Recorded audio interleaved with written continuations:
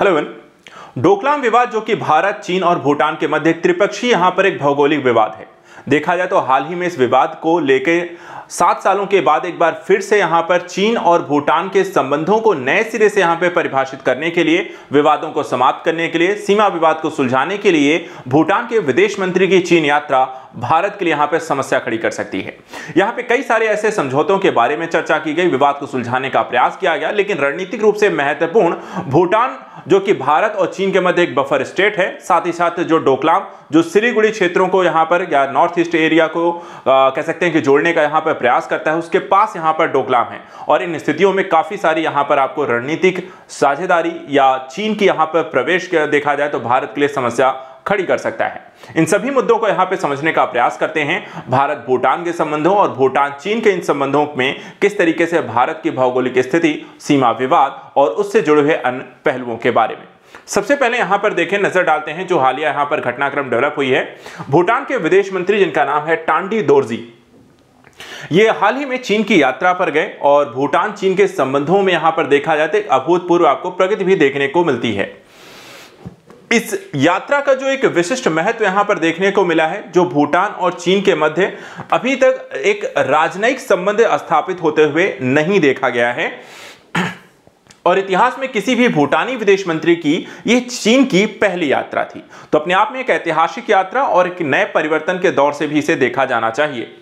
इस यात्रा का देखा जाए जो प्राथमिक उद्देश्य था वो है सीमा वार्ता, जो कि काफी लंबे समय से, जैसा कि हम कहते हैं डोकलाम विवाद के बाद देखा जाए तो 7 वर्षों से अधिक समय हो चुका है, पूरी तरीके से यहां पे निष्क्रिय थी और वार्ता के परिणाम स्वरूप यहां पे अभी तक कोई जो पर्याप्त प्रगति नहीं हुई है। एक बार फिर से इस पर वार्ता के माध्यम से इस विवाद को सुलझाने का प्रयास यहां पर भूटान के द्वारा किया जा रहा है। साथ ही सीमा परिसीमन व सीमांकन के लिए एक नई संयुक्त तकनीकी टीम के कामकाज को लेकर रेखांकित करने वाले एक सहयोग समझौते पर यहां पे हस्ताक्षर किए गए हैं, जो कि भारत के लिए समस्या बन सकता है। जैसा हमने कहा, भूटान और चीन के मध्य जो एक सीमा विवाद की स्थितियां हैं वो आपको यहां पर अलग अलग रीजन में देखने को मिल सकती हैं। एक रीजन जो आप यहां पे देखने को मिलते हैं और इस हिस्से में यहां पर आता है आपका डोकलाम। इस डोकलाम को देखा जाए तो यहां पर आपको भारतीय सीमा है, इधर भूटान का है और इधर यहां पे चाइना है और त्रिपक्षीय अर्थात एक ऐसा क्षेत्र जो भारत के लिए यहां पे समस्या भी खड़ी कर सकता है। और यहीं से हम कनेक्टिविटी बात करते हैं तो यहां पर आपका सिलीगुड़ी जो कॉरिडोर आता है वो यहां से बहुत पास पड़ता है। वहीं भूटान और चीन के मध्य जो हम विवादित क्षेत्रों की बात करते हैं तो यहां पर आपका ड्रामाना जो एक रीजन यहां पे आता है, पेंगोडा, उसके साथ साथ डोकलाम, यहां पे आप एक एरिया देख सकते हैं जिसे बेलू कहते हैं या बायलू, और इसके साथ साथ यहां पर एक मैंचुमा वैली है। एक एरिया यहां पे आपको देखने को मिलता है जिसे हम साक्टेंग कहते हैं। तो ये कुछ एरिया हैं जो कि विवाद का रीजन है, भूटान और चीन के मध्य विवादित एक क्षेत्र आपको देखने को मिलते हैं। आइए पूरे घटनाक्रम को यहां पे समझते हैं, क्या क्या और किस किस तरीके से यहां पर इस यात्रा के दौरान कौन सी स्थितियां देखने को मिलती हैं।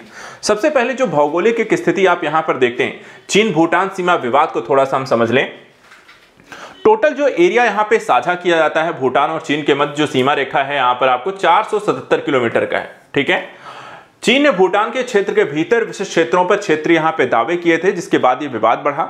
जो क्षेत्रीय दावे किए गए इसमें उत्तरी क्षेत्र में देखा जाए तो पासमलुंग और जकरलुंग यहां पर आपको घाटियां देखने को शामिल हैं और दोनों ही देखा जाए तो भूटान के लिए एक सांस्कृतिक महत्व के क्षेत्र हैं।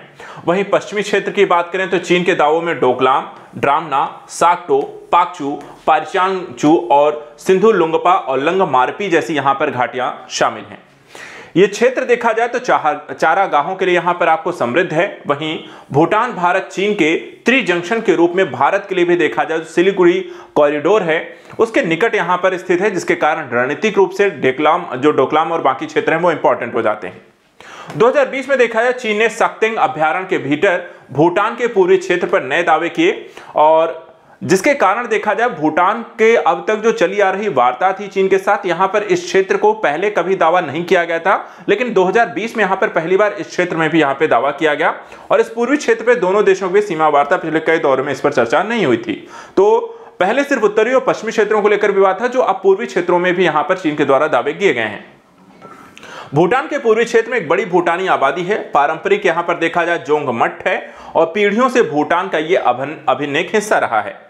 यदि भूटान ने चीन के दावों को खारिज किया और बातचीत के माध्यम से विवाद को यहां पर शांतिपूर्ण ढंग से समझाने का प्रयास यहां पर उसने किया है। अब आइए समझते हैं इसके बाद कि चीन के साथ भूटान के विकसित होते रिश्ते किस तरीके के हैं और इसका भारत पर किस तरीके का प्रभाव पड़ सकता है। सबसे पहले देखें, यहां पर जो भूटान का हालिया जो जुड़ाव है कई अलग अलग पहलुओं से देखा जाना चाहिए। सबसे पहले देखें, एक अभूतपूर्व आपको राजनयिक जुड़ाव यहां पर देखने को मिलता है, जिसमें भूटान और चीन के मध्य राजनयिक संबंध स्थापित नहीं है। और इस जुड़ाव को देखा जाए तो नए तरीके से राजनयिक संबंधों को स्थापित करना यह दिखाता है कि कहीं ना कहीं चीन और भूटान के मध्य जो समस्या रही है, एक राजनयिक स्तर पर जो यहां पर वार्ता नहीं हो रही है, यह एक अगले स्तर पर यहां पर संबंधों को ले जाता है। वहीं भूटान के विदेश मंत्री की चीन यात्रा भी देखा जाए द्विपक्षीय संबंधों को बेहतर करने के प्रयास के तौर पर देखा जाएगा। सीमा वार्ता की बहाली यह भी एक बेहतर संबंधों को बनाने के लिए किया गया प्रयास माना जाएगा, क्योंकि 7 साल से देखा जाए अधिक समय से यह ठप पड़ी सीमा वार्ता फिर से यहां पर शुरू हुई है। लंबे समय से देखा जाए इसको लेकर कोई वार्ता नहीं हुई थी, तो इस ओर भी यहां पर ध्यान देना चाहिए। वहीं अब तक देखें दोनों देशों के बीच 11 विशेषज्ञ समूहों की बैठकें और सीमा वार्ता के 24 दौर यहां पे संपन्न हो चुके हैं। सहयोग समझौते की अगर बात करें तो दोनों देशों के एक सहयोग समझौते पर यहां पे हस्ताक्षर किया है, जो कि सीमा परिसीमन सीमांकन के लिए जिम्मेदार एक संयुक्त तकनीकी दल की भूमिका और कार्यप्रणाली को यहां पर रेखांकित करेगा। अर्थात दोनों ही देशों के यहां पे तकनीकी विशेषज्ञ मिलकर दोनों ही देशों की सीमाओं का यहां पर परिसीमन करेंगे। अक्टूबर 2021 में देखा जाए तो चीन ने चीन भूटान सीमा वार्ता में तेजी लाने के लिए 3 चरणीय रोडमैप यहां पर एक तैयार किया है और उस पर यहां पर एक हस्ताक्षर भी किए। परंतु 3 चरणीय रोडमैप अभी भी सार्वजनिक यहां पर नहीं किया गया है कि इसमें कौन कौन से बिंदु यहां पर शामिल किए गए। भारत के लिए क्या चिंता है, भारत यहां पर क्यों रुचि लेता है और यह क्षेत्र किस तरीके से इंपॉर्टेंट है, यह समझते हैं। देखिए, भारत के लिए चिंता क्या है। ऐतिहासिक रूप से अगर हम देखें तो भूटान के साथ विशेष संबंध हैं, सुरक्षा सहयोग घनिष्ठ संबंधों के रूप में हम भारत के ज्यादा बेहतर संबंध हैं भूटान के साथ। चीन के साथ संबंध को सामान्य बनाने भूटान के प्रयासों के आलोक में भारत को अपने हितों की यहां पे रक्षा करनी चाहिए, साथ ही यहां पे चिंताओं का समाधान भी करना चाहिए। इस पर ध्यान देना होगा। यदि भूटान चीन के साथ अपने संबंधों को बेहतर करने का प्रयास कर रहा है तो इसको यहां पर यह सुनिश्चित करना होगा कि भारत की सुरक्षा किसी तरीके से यहां पर कह सकते हैं कि समस्याप्रद ना होने पाए, उसको यहां पर सुनिश्चित करना होगा। सिलीगुड़ी जो कॉरिडोर जो भारत के लिए रणनीतिक रूप से बहुत इंपॉर्टेंट है, इसकी यहां पर भूटान को यह सुनिश्चित करना होगा कि यहां पर चीन की उपस्थिति किसी तरीके से ना हो। तो भारत का जो सिलीगुड़ी कॉरिडोर है रणनीतिक महत्वपूर्ण है, सुनिश्चित करना होगा चीन इस पर किसी प्रकार का अतिक्रमण ना करे। वहीं भारत के हित जो है भूटान के उत्तरी क्षेत्रों, विशेष रूप से सिलीगुड़ी कॉरिडोर ट्राई जंक्शन पर स्थित पर्वत श्रृंखलाओं की सुरक्षा के लिए भी यहां पर आपका जरूरी पहलू है। वहीं अरुणाचल प्रदेश की अगर हम बात करें तो चीन ने हाल ही में भूटान के पूर्वी क्षेत्र साक्तेंग पर अपना क्षेत्रीय दावा पुनर्जीवित किया है, जो भारतीय राज्य अरुणाचल प्रदेश के साथ यहां पर आपको सीमा साझा करता है। तो एक तरीके से लगातार जो चीन जो है अरुणाचल को अपना हिस्सा मानता है और भूटान के उन्हीं क्षेत्रों पर दावा कर रहा है जो यहां पर अरुणाचल से लगते हुए दिखाई देते हैं। चीन अरुणाचल प्रदेश को अपने क्षेत्र का हिस्सा बनाता है, दक्षिण तिब्बत कहता है उसे। और साक्तेंग पर देखा जाए चीन के नए दावे सीमा मुद्दे के संबंध अपनी शर्तों को सहमत होने के लिए भूटान पर दबाव डालने के साधन के रूप में यहां पर देखा जा रहा है। साथ ही इससे अरुणाचल प्रदेश में भारत की संप्रभुता को भी यहां पर आपको चुनौती दी जा रही है। इसलिए यहां पर महत्वपूर्ण है कि दिसंबर 2022 में भारतीय और चीनी सेना के सैनिक अरुणाचल प्रदेश के तवांग सेक्टर में LAC पे देखे जाएं तो ऑलरेडी यहां पर संघर्षरत हो चुके हैं। लगातार भारत और चीन के सैनिक आमने सामने आपको अरुणाचल प्रदेश में हो या फिर आपको देखा जाए डोकलाम के हिस्से पे हो या फिर हम यहां पर जम्मू कश्मीर LAC के क्षेत्र हो या फिर आपको अरुणाचल हिमाचल के क्षेत्रों में यहां पर लगातार ये स्थिति बनी हुई है पिछले 3-4 सालों से। बीजिंग में देखा जाए तो हाल ही में तिब्बत के जियाओकांग में सीमावर्ती गांवों के निर्माण के लिए बुनियादी ढांचे पर यहां पर जोर दिया है ताकि तिब्बत भूटान सीमा के विवादित क्षेत्रों में नागरिक बस्तियां यहां पर स्थापित की जा सकें। वहीं भूटान में भारत के प्रभाव को देखा जाए तो क्या कम हो रहा है, इस चीज को भी परखना होगा। भूटान जो कि भारत का एक परंपरागत रूप से ज्यादा बेहतर दोस्त रहा है, मित्र रहा है, करीबी रहा है, पड़ोसी रहा है। ऐसी स्थिति में भारत भूटान को आर्थिक और सैन्य सहायता भी निरंतर प्रदान करता रहा है। हाल के वर्षों में चीन जो है ज्यादा सक्रिय हुआ है। भूटान के साथ अपने संबंधों को बेहतर बनाने के लिए आर्थिक राजनयिक संबंधों को विस्तार यहां पर दे रहा है, जिससे क्षेत्र में भारत के प्रभाव को संभावित रूप से वो कम कर सके। अर्थात जो भूटान लगातार आश्रित रहा है भारत के साथ अपने संबंधों को बेहतर करने के लिए और अपनी आवश्यकताओं को पूर्ति के लिए, अब चीन यहां पर अपना प्रभाव भूटान के साथ बढ़ा रहा है ताकि भूटान में जो भारत की एक स्थिति है उसको कमजोर किया जा सके।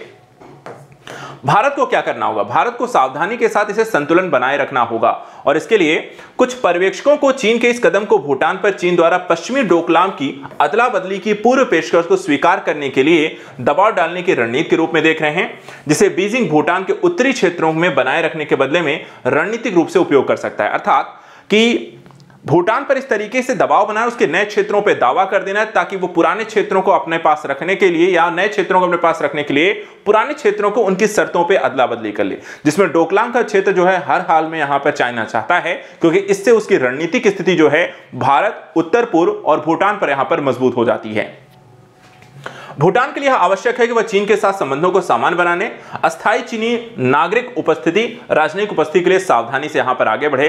ऐसा ना हो कि कुछ पाने के संदर्भ में उसे काफी कुछ खोना पड़ जाए। भारत के हित में क्षेत्र में रणनीतिक संतुलन बनाए रखना होगा, सुनिश्चित करते हुए भूटान ऐसे निर्णयों को करने में जल्दबाजी ना करे, उसकी संप्रभुता और सुरक्षा जो यहां पर कमजोर की जा सकती है। अर्थात यदि चीन एक बार यहां पे प्रवेश कर जाता है तो इससे हो सकता है कि भूटान पर वो लगातार दबाव बना के रख सके और नए नए क्षेत्रों के अपने दावों को अपने पक्ष में कर सकता है। वहीं ये भारत के लिए भी समस्या खड़ी कर सकता है। बात करें भावी रणनीति के संदर्भ में क्या किया जा सकता है, तो उसके संदर्भ में कुछ पहलुओं को ध्यान में रखना होगा, जिसमें उभरते भूटान चीन संबंधों के प्रति भारत का दृष्टिकोण कैसा होना चाहिए। पहली चीज, कहीं ना कहीं भूटान के साथ अपनी रणनीतिक जो संरेखण है उस पर यहां पर भारत को काम करना होगा। जैसे 2017 में देखें तो डोकलाम संकट ने भारत को अधिग्रहण की अपेक्षा करने के बजाय भूटान के साथ रणनीतियों को संरेखित करने के महत्व को ज्यादा यहां पर आपको सिखाया है। वहीं भूटान के साथ पारस्परिक रूप से लाभकारी तरीके से सहयोग करने में भारत के हित बेहतर तरीके से यहां पर संरक्षित हो सकते हैं, जिससे भूटान को अपनी स्थिति मजबूत करने का, अर्थात प्रशासन चलाने का, अपनी स्थितियों को, अपनी जरूरतों को पूरा करने का, जब यहां पर वो एक आत्मनिर्भर देश यहां पर ज्यादा बेहतर तरीके से बन सकेगा तो उसकी स्थिति अर्थात यहां पर ज्यादा बेहतर होगी, वो किसी दूसरे देश के दबाव में आकर काम ना करे। भूटानी चिंताओं को संबोधित भी करना होगा, अर्थात यहां पे वार्ता जो है भारत को अपनी सहायता, भूटान की अद्वितीय निर्भरता को पहचानना, पश्चिम में अपनी रणनीति रेखाओं को संरक्षित करते हुए विशेष रूप से उत्तरी क्षेत्रों में भूटान की चिंताओं को दूर करना होगा। कहीं ना कहीं ये विश्वास दिलाना होगा कि भारत जो है भूटान के लिए हर समय खड़ा हुआ है, उसकी सभी समस्याओं में उसके साथ है और उसकी जो समस्याएं हैं उनको समाधान करने को लेकर भी उसके साथ मिलकर काम करे। द्विपक्षीय संबंधों में विश्वास को भी बनाए रखने के प्रयास करने होंगे। भारत को दोनों देशों के बीच मजबूत ऐतिहासिक संबंधों पर भरोसा करते हुए आत्मविश्वास के साथ यहां पे वार्ता करनी चाहिए। भारत को आश्वासन किया जाना चाहिए कि चीन के साथ कोई भी अंतिम समझौता करने से पहले भूटान अपने और भारत के हितों को यहां पर जरूर ध्यान दे। ऐसा ना हो कि आप सिर्फ अपने बारे में सोचें और इससे भारत के लिए समस्या खड़ी हो, आगे चल के भारत भी यहां पर आपका साथ ना दे और चीन भी यहां पर आप पर दबाव बना दे और जिसके कारण यहां पर आप अपनी संप्रभुता को भी यहां पर खो दें। तो इस चीज को यहां पर भूटान को साथ में ध्यान रखना होगा और भारत को भी भूटान से अपने संबंधों को ज्यादा बेहतर तरीके से यहां पर देखे जाने की जरूरत है। तो फिलहाल आज के लिए इतना ही। नेक्स्ट वीडियो में कुछ और इंपॉर्टेंट टॉपिक को लेकर विश्लेषण करते रहेंगे। थैंक यू सो मच और गुड लक।